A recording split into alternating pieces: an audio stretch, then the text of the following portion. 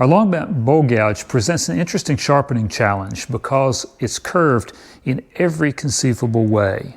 First off, as a gouge, it's curved this way, but the long bent shape is also curved this way, presenting a really interesting challenge to put it on any sort of typical grinder or sharpening jig. And the other challenge is that our main bevel here on the outside is not hollow ground, and it's not even really flat. It's a very subtle, slight convex bevel, which we feel is superior for carving bowls in concave shapes. It gives you a very strong edge, and it also gives a good contact for carving a hollow shape. That being said, it's a little bit of a challenge to sharpen. We're going to go through step by step how to sharpen this gouge with commonly available sharpening equipment. First off, I'm going to examine why this is dull and see what shape the bevel is in. I'll just take a straight edge and I will sight it, and I can see how it's convex. It's a little much convex, and the reason for that is when you go to sharpen an edge, the easiest thing to do is simply sharpen right at the cutting edge.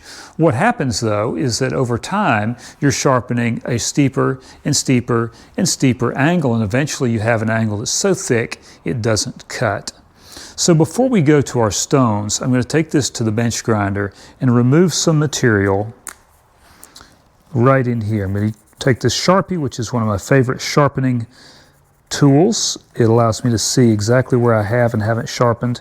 And I want to remove some material right here, maybe an 1/8 inch back from the cutting edge, and just remove some of that, flatten that part out before going on and resharpening our chisel. Our challenge with this tool is to find the right spot, since this long bent shape doesn't let us lock into one place. So I'm going to have to sight it and figure out where I want it, and then very carefully roll it.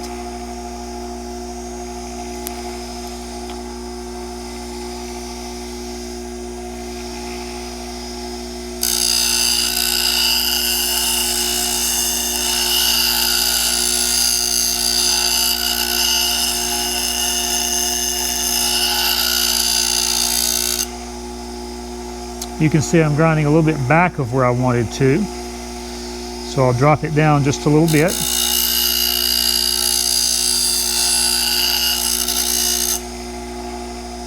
There we go. That's about what I wanted.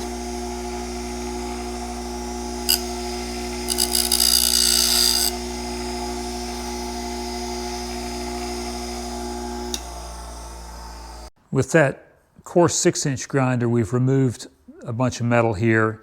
We've sort of flattened this overly convex surface, and now we're going to blend that in and sharpen up to the edge with our stones.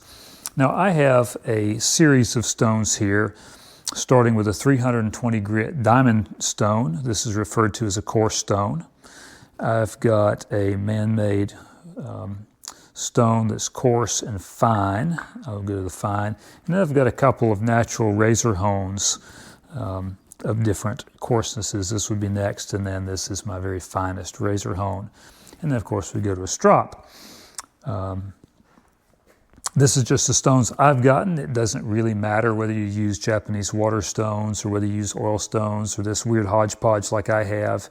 You can use wet dry sandpaper on let's like some of this stuff. This is the 3M. This is 400 grit. You can get this from about 220 grit all the way to 1,000 grit or more. You can use spray-on adhesive, put this down on a plate of glass or granite, and it makes a really good temporary disposable sharpening surface. This is what I have. This is what I'm going to show you. Now for sharpening on this bench stone, the challenge is maintaining that consistent angle. And to do that, I will use my hands as my jig. And I'm going to lock my elbows into my sides. And then I'm going to roll it as I go back and forth.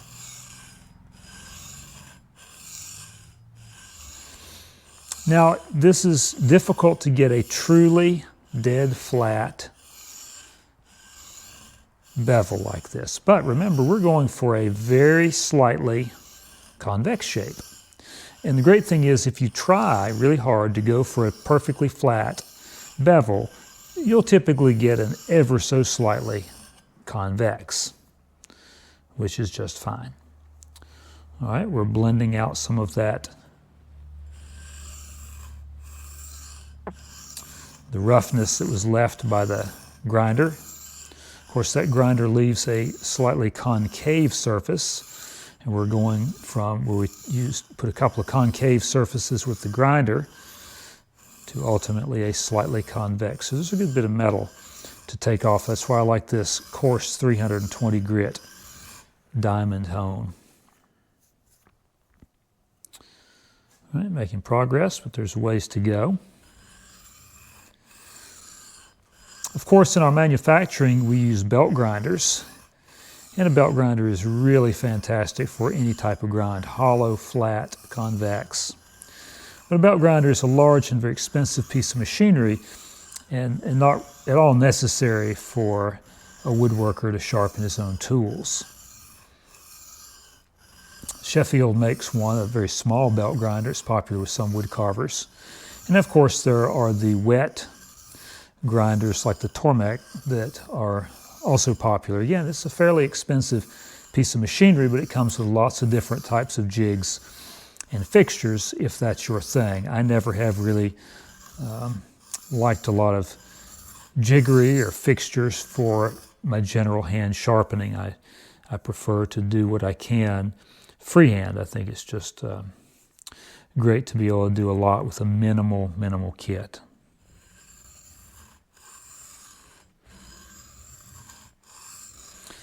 With these coarser grits, I'll put a little bit of pressure on it. Remember, we're actually removing metal, and particularly with the bench stones, it relies on my muscle to put the power into taking material off. You can see the grindings, the little metal shavings coming off here.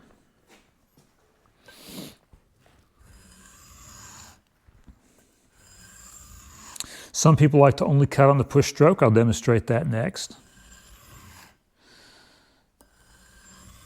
If you can maintain a better angle that way, that's just fine, but the stone doesn't care. The stone cuts coming and going, and I found that it's about twice as fast if I'll cut on the push and on the pull stroke.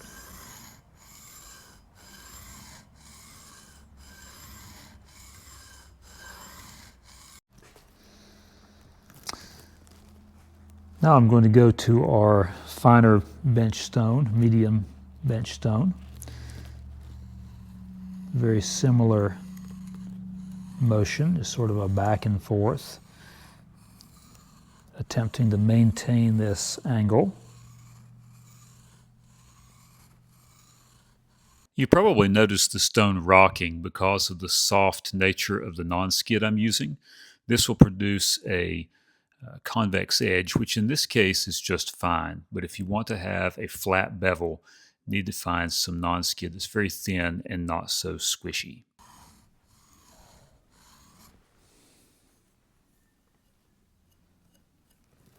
I'm feeling for a burr once I get to a zero edge, once I get this sharpened all the way down to meet this plane, where the two planes meet, then I'll feel a little burr.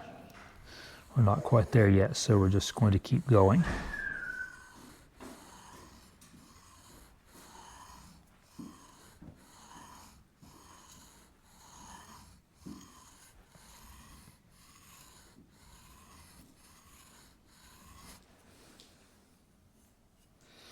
All right, I'm starting to feel a burr now.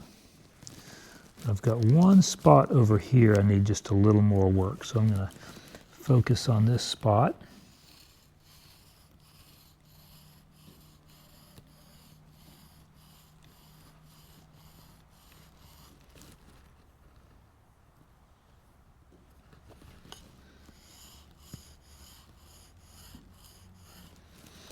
All right, now we'll go to our finer stone. As we go to the finer and finer stones, we don't have to put on as much pressure. So these stones, think about them as just rocks grinding away at the metal. The coarse rock leaves big scratch marks. The fine rock leaves very fine scratch marks. And these very fine stones are very fine indeed. The scratch marks, you have to have a really good magnifying glass even to see them. And therefore, we don't have to put so much pressure on them. Another technique I often will use at this point with these really fine stones is to hold them up freehand. Instead of having the stone on the bench, I'll hold it freehand and I will move the stone in a circular motion.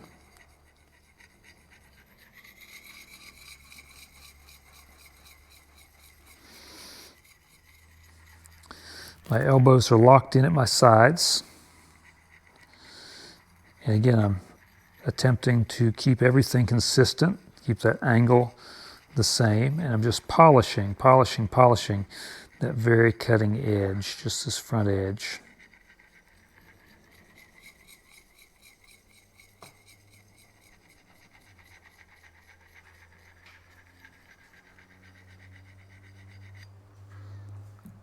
And now I'll go to my very finest stone.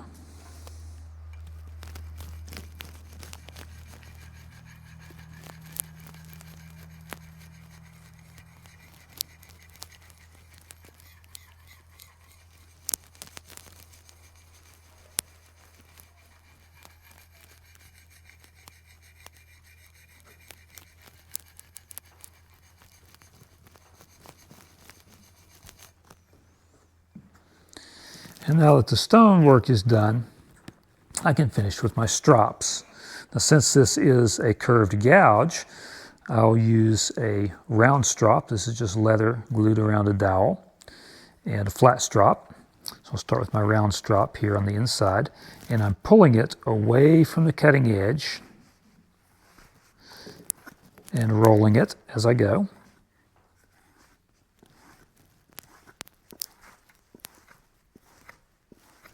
And making sure I get all the way to the edges. And then I'll use the flat strop on the outside. Again,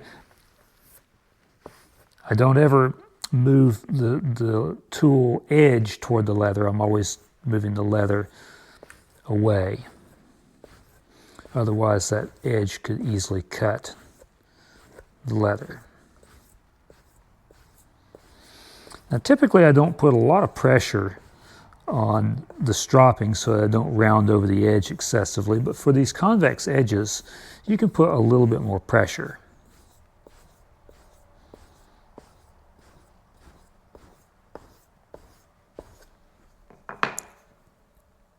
There we go. We have a really nice honed and polished edge.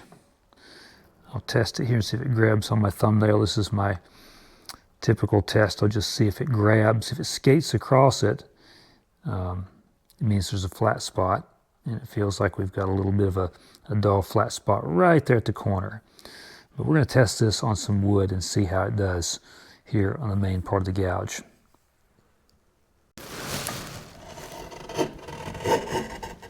This is a maple bowl I rough carved a couple of years ago. It's totally dry, ready for the final cuts. I like to do my final cuts after the bowl is fully dry. It just leaves such a slick, smooth finish that way. All right, well, this gouge is cutting well. I judge by feel, I judge by sound, and I'll judge by sight. And I'm seeing some lines, some little score marks, and we'll call those tracks. And if the tool is not quite sharp, it will leave these tracks. It's like a microscopic, almost microscopic nick on the edge that we didn't quite get out. Maybe we didn't progress through our grits correctly, maybe left a scratch mark from the grinder or from a coarser grit.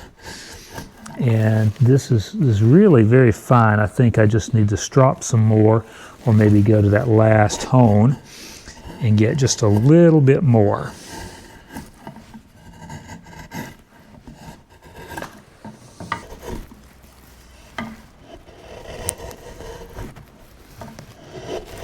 Yeah, that seems to be doing a little bit better. I don't see the tracks that we had before. And that's leaving a nice smooth finish, cutting through this dry maple quite efficiently.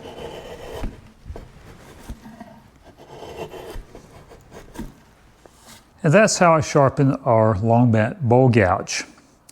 I recommend to folks to get a good strop, make a good strop both for the outside and the inside, and strop regularly.